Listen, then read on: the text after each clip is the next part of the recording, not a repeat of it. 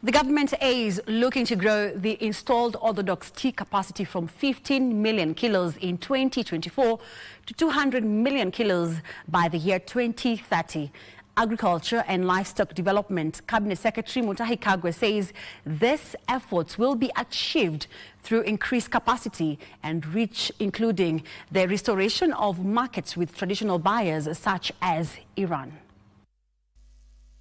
For 2024, the Kenya Tea Development Agency ranged between $3 and $4.16 per kilo, with an average of cents per kilo.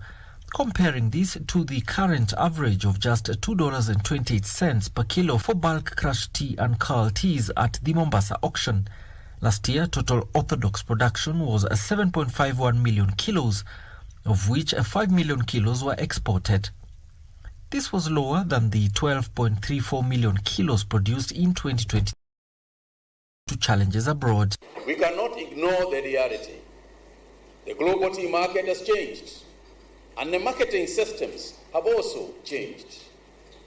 CTC teas, our traditional mainstay, now face a flat demand and depressed prices at this auction. It is for this reason that the government, under the bottom-up economic transformation agenda, is spearheading the reforms to diversify into orthodox and specialty teas. CS Kagwe says these efforts will ultimately see farmers fetch higher prices for their produce as they seek to satisfy the growing global demand for specialty teas.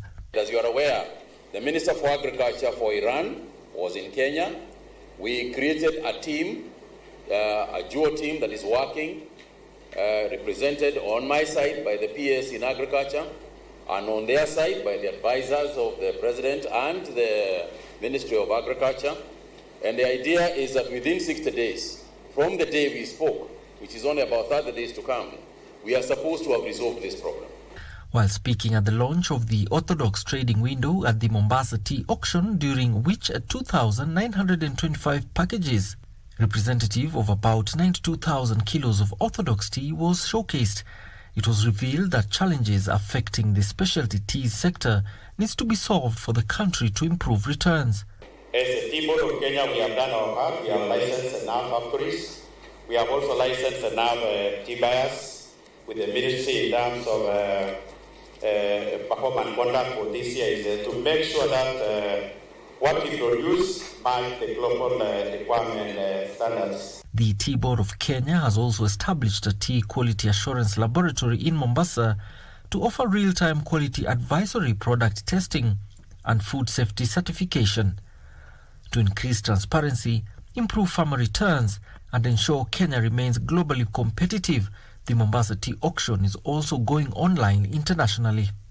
Alan Aoko, Prime Edition.